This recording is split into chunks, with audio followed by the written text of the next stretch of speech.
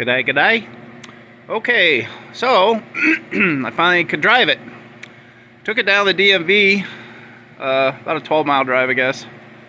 Surface streets only, and I could tell I had a little butt hip shift going on. So I had a separation happening on one of my back tires, which were snow tires that I got on this thing, studded snow tires, which I hate. So I got out my gold snowflake wheels that are original rims to my Limited here, but I put my all-terrains on for the winter time. These rugged terrains were great. They were the first tire I bought when I got them, but they have discontinued making them, unfortunately, these rugged terrains. I liked them a lot, but I can't get them anymore. And these are, 5 years old, so they're about down to only a little less than half tread left.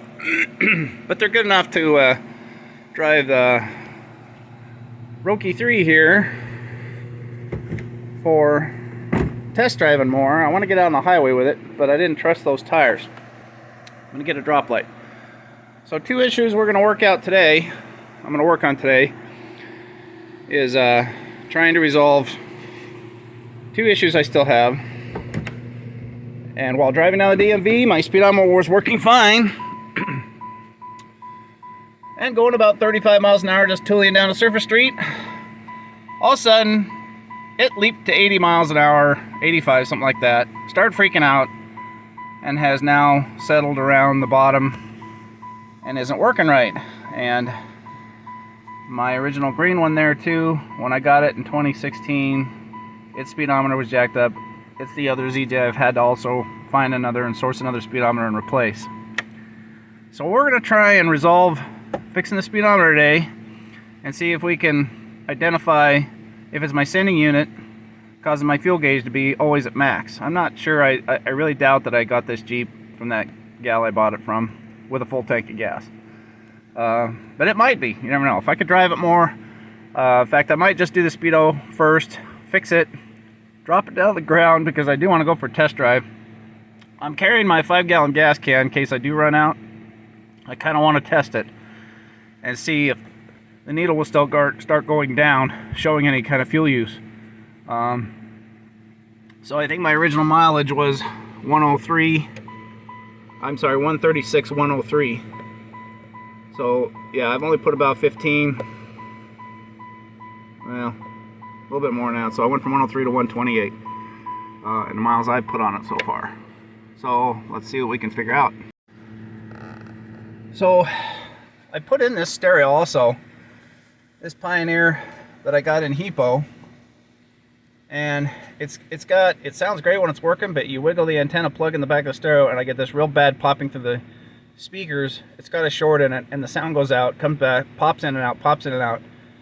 And researching the schematics, the feed line from the speedometer, also the 12-volt supply is tied to what powers the stereo. Now this is what concerns me in knowing electronics.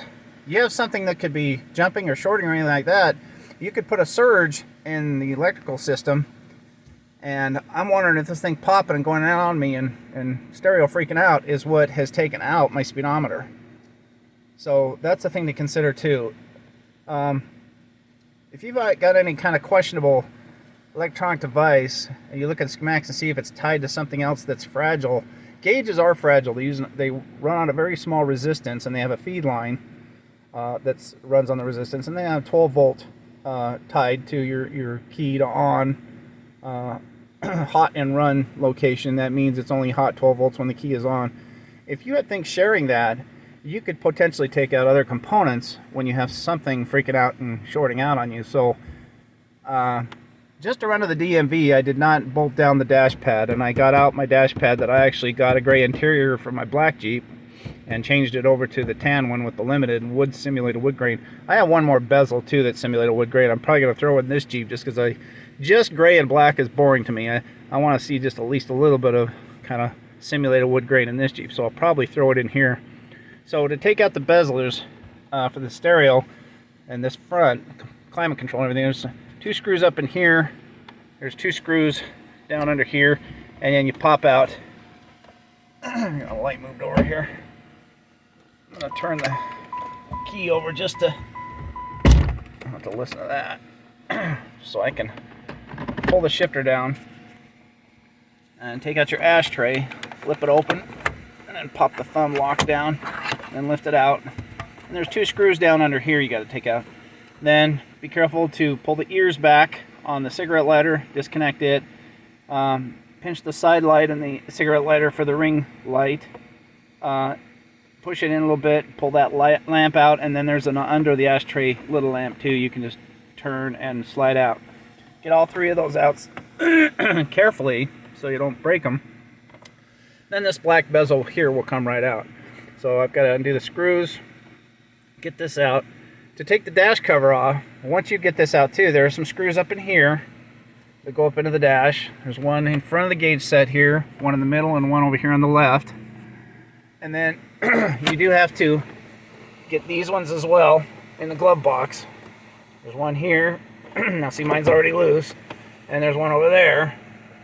And then on each corner of the dash, there's a spring clip, which means when you push it down the hole, it's got spring ears to it that snap in. So you kind of have to lift with some force like that to get that spring clip to lift on out. Once you do both sides, and you also have to pull this out, and these just sit in there pretty weakly. Now if you have a limited that has the optional photo sensor for turning on auto lights and outdoor temp, or the auto lights like my other 2 have, that has an auto setting over here on the left for auto headlights, which means, you know, when you turn your key off, if your headlights have been on, they time out in 30 seconds and then they go off. This lower limited Laredo model doesn't have that. It's just on and off lights. You've got to turn them on and off. There's no auto headlights. Okay, I got out the original gauge set that came out of my green one, that I do believe the speedo went bad in it too. I lost the black cap over the thing, but I noticed the needle color different on the tack than the other gauges. So I think it was that I thought I also replaced. I had to replace into either one of my other Cherokees. But I still believe that the speedo went crazy on this one. This is the one I just took out of Cherokee 3 I'm working on. That has 136, 128. And see, its needle is all crazy around the back. Now, when I picked up my old green ones too, its needle was also down here, just like this one. This is the one out of Hippo, which is almost 300,000 miles, 293, 742. But it's a good speedometer, I bet. Because I think one test you can do to see if your speedo is good or bad is you can bounce it. See, I'm trying to move the phone at the same time I move the gauge set.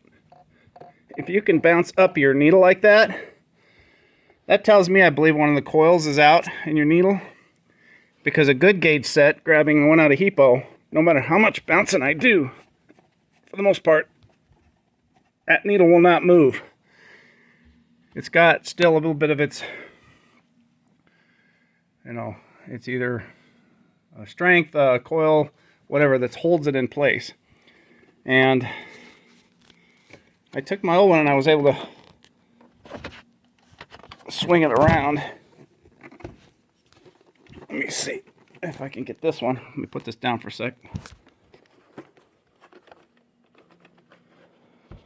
Okay, so no amount of bouncing the gauge set, can I get this needle to move.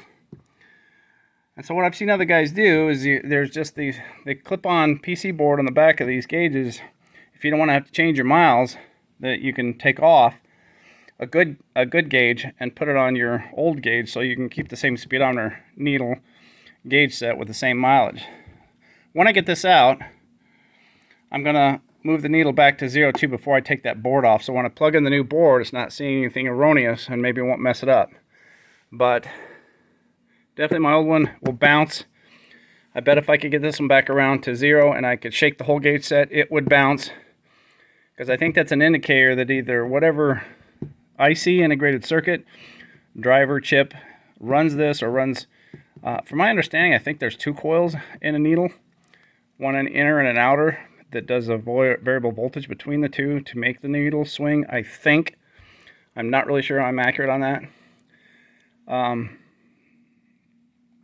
So if you can bounce like that just by shaking the gauge set, that definitely I think is bad. I'm not going to try and take that board. I'm going to take this one out of Hippo and put it onto this one and see where we get with a little further testing. So in taking off the clear plastic front cover on these gauge sets, these are very delicate. And I've learned, because another gauge set from these three I broke some of these. So you can push them down with your fingertip, but they're really hard to hold and it's really hard to get it to slide out. So what I did, just take a flat screwdriver, push them down with one finger, put your screwdriver in the other finger, start at one side, do the right over here first, pushing that down, then wedge your screwdriver into here, get it flat, and turn it just a little, don't a lot, because you can snap the next one. So push that one in, get just a little bit of a gap here, keep your screwdriver in here, slide it down, push on this one then, and then you can turn it just a little bit to help pry this out, and then it will come out, and keep going all the way down the road till you've got all four of them out, and then you're lifting. Of course, that's done after you've pulled out these front four screws. Okay, so once you've got that off, you have the inner bezel you have to lift off. Be careful where you set this. You don't want this getting scratched up. I put a blanket down here, and these are old gauge sets, but I still want to care for that plastic in case I ever have to polish one or reuse it. So I already took the one out of the Jeep I'm working on, which was previously burn victim, and I've gotten the one just now out of my old gauge set, or this is the one out of Hippo. That's my old gauge set. This is the one out of Hippo. I can't believe how much stuff I've had to take out of Hippo to get burn victim going. Okay, so it's just these three screws in the back, and it's going to lift out for the front. So it's just those three screws. One thing you want to do when you're going to lift it out, now I only use my Phillips to just back them off like a 1/4 inch, then I put it down and I use my fingertips to back these other three out as I held the gauge. You don't want to get fingerprints on the face that you see on the gauge. So anywhere outside of that, the lines of the gauge, that's fine. So if you grab it up here, get a corner down here, actually like this and then like this, because I can get my thumb in down here, and it's the opposite for the speedometer. Grab it by the edges, because you get fingerprints on this, they're hard to get off. Use the wrong chemical on this, you can take off the numbers, stuff like that, you can damage things. And once you see a fingerprint in the glass, that can drive you crazy. It does me. I'm one of those guys who's just anal about wanting things looking right. And I also try to not get fingerprints on the face of any of this black. I lift this out by its edges and carefully set it up out of the way. So I got the board already off my Speedo out of burn victim here that was not acting right, and I got the one out of Hippo. This is the 293/742 one. So I'm still not going to just throw away that board, because being electronics past person than when I used to be able to fix things, this day and age it's hard to actually get components anymore. Heck, Radio Shacks are even all pretty much gone. You still are places online you can order them. Okay, so to get this board off, and see, it's funny how this was made as a dark green, that one's made as a light green. All I gotta do is pull down these tabs a little bit. You can see where they click lock in. So you just pull this one this way a little bit. You can lift the board. This one down here, that one's just a guide, that white one. And this one right here, you lift a little bit on it, and voila, board comes right off. Okay. The old days when I used to be able to fix some electronics anyway. An IC, or integrated circuit, is going to be usually the first thing to go before a resistor. Diodes are ICs, a chip is IC, transistors are ICs. It looks like it's just two main chips, integrated circuits. Once in a while a cap will explode, but that's usually a higher voltage system. And that little blue one's a cap, capacitor. So there's a diode, two diodes over here, three diodes over here.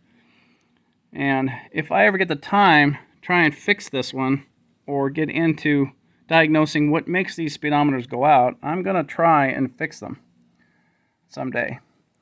But so there's only these little prongs pins that stick out that plug in. So you want to have that side that has the socket. It's like changing a CPU on a motherboard. You gotta be very careful and go straight back down. So you're inserting. Look at your holes. And I thought this would have screws on it. I was surprised it's just clips. And I'm resetting my mobs too because I'm pushing in their trip meter button.